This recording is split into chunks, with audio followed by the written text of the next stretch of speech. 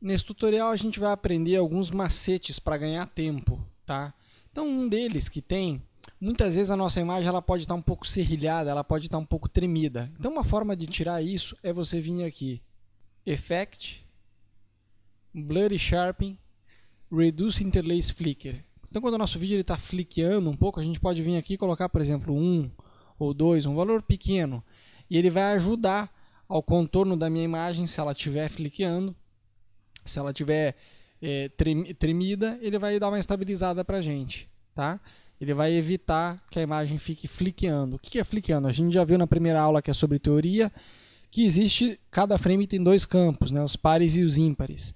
E que às vezes eles podem, dependendo da cena, flickear e dar essa sensação ruim visual, né? Então uma maneira de limpar isso daí, de resolver aplicar 1 ou 2 ou até um valor um pouco maior, dependendo da cena, se estiver flickeando. Nesse caso aqui, como não está, enfim, fica a dica só para quando vocês tiverem um problema assim. Além dessa questão do interlace flicker, também tem algo muito legal, muito legal. Vamos dizer que eu quero esse cara aqui preto e branco, ó. Então vou colocar aqui Grayscale. Ó, Grayscale, tem 4 tipos de preto e branco, vou deixar esse aqui. Além disso, vamos dizer que eu tenho aqui uma animação dele. Ó, eu tenho uma animação dele aqui, sei lá, vindo aqui da esquerda para a direita. Ó, pá, marco o cronômetro nele, veio um pouco para frente. Vou fechar, na verdade, aqui a nossa linha do tempo. E ele faz esse movimento e, além disso, ele também cresce. Então, vou fazer o scale começando aqui e no último frame ele vai crescer. Ok. O que acontece? Se eu pegar agora um outro arquivo, por exemplo, esse aqui da bicicleta, e eu quiser que ele fique preto e branco, tenha o mesmo tipo de animação, que vai da esquerda para a direita, e além disso vai crescendo o scale, eu posso simplesmente duplicar esse clipe aqui de baixo, tá? Agora eu tenho 2 pistas com a mesma animação. Com ele selecionado, apertar o Alt e arrastar o novo clipe, que é o Bike Set ali, o Take Set, para cima desse aqui, ó. E automaticamente o que ele faz? Ele rouba aqueles atributos, ó. Ele já aplica o efeito preto e branco, ele já faz os keyframes, ó, exatamente igual ao ponto que estava anteriormente, e ele já faz essa mesma animação, tá? A única coisa que aqui a duração desse é menor, terminou antes. Mas é uma forma muito boa de economizar tempo de animação, tá? Você simplesmente aperta Alt, ó, se eu quiser pegar o outro aqui, o barco agora, Alt, arrasto para cima dele, ele aplicou exatamente, ó, os mesmos keyframes no mesmo lugar no clipe do barco, ok? Então isso é muito simples e muito bom de fazer. Outra dica também que é legal passar para vocês no After, o que acontece muitas vezes é que o nosso computador começa a ficar meio lento para processar o render, para processar os arquivos de After. Então o que a gente pode fazer? A gente pode limpar a memória dele. Se você vier aqui em Edit, Preference e vier aqui em Memória, onde está a memória? Aqui, ó, Media e Disk Cache. A gente pode limpar, ó, ou você poderia vir em Edit Preference e depois fazer clique aqui em Media Disk Cache. E dá para limpar, ó, esse cara aqui, ó, Clean Database Cache. Então o programa ele limpa todo o arquivamento que ficou no teu computador, tá? Então dessa forma a gente consegue liberar a memória do After para ele voltar a rodar mais rápido, tá? Muitas vezes também o que acontece é que a gente precisa limpar totalmente a memória dele. Então, se ele está travando, às vezes ele diz que não tem keyframe suficiente, ele não tem frame suficiente para reproduzir, tá? É um erro que às vezes dá. Uma forma de resolver esse erro é você colocar, você está aqui com o teu cursor, você dá espaço e deixa ele rodar alguns keyframes sozinho e depois volta a tentar dar o render. Se mesmo assim ele não deixar, você pode vir aqui em Edit, Preference, não, perdão, Edit, Purge, All Memory e Disk Cache, ó. Pum, marca esse cara aí, dá um OK, ó, ele vai limpar, aí sim, ele vai limpar toda a memória pra gente, ó. E aí sim você vai conseguir voltar a renderizar, tá? Estou dizendo assim, só quando aparece esse tipo de erro. Mas trabalhando com o programa você vai ver que é normal aparecer esse tipo de bug no programa, tá? E aqui eu estou dando algumas dicas de como resolver isso daí. tá?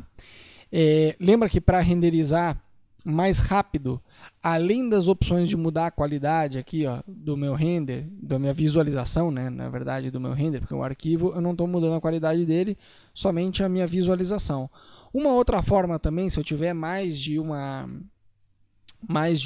layer, é selecionar todas essas layers, dar Ctrl Shift C, que seria uma nova pré-compose, dar um OK, e aí sim eu aperto o 0 para renderizar, que ele vai renderizar numa velocidade muito mais rápida do que esses arquivos se esses arquivos estivessem sem estar dentro de uma pré-compose. Tá? Então, às vezes, para ganhar tempo de render, eu tenho o costume de colocar dentro de uma nova pré-compose para poder ganhar tempo de render.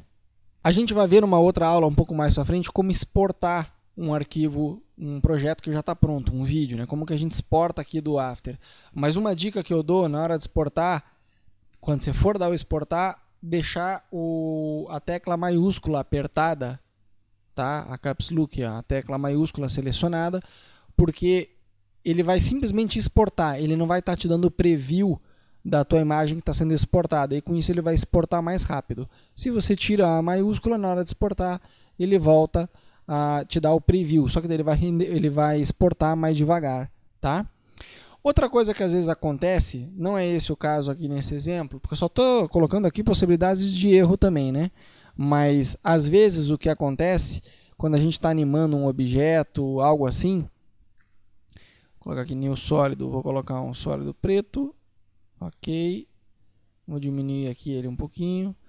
Vamos dizer que eu estou animando ele, ó, posição, eu quero que ele fique aqui, agora nesse ponto eu posso arrastar ele, daí automaticamente já faz, né? A gente já viu isso aqui também, ó, ok, e depois eu venho para cá, e às vezes acontece não nesse exemplo aqui, que isso aqui ele não vai dar o erro, mas às vezes acontece que dependendo da animação que a gente está fazendo, ele não fica com o movimento exatamente como a gente quer, às vezes por mais que tenha o mesmo valor, por exemplo, ó, esse aqui, eu vou copiar esse keyframe,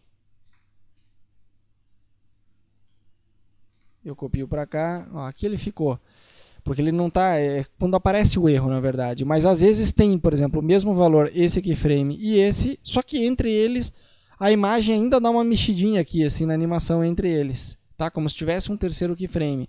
E você fala, caramba, que droga, os dois keyframes têm o mesmo valor, mas aqui no meio está mexendo. Você pode selecionar os keyframes, fazer clique direito, Keyframe Assistant, Keyframe Interpolation,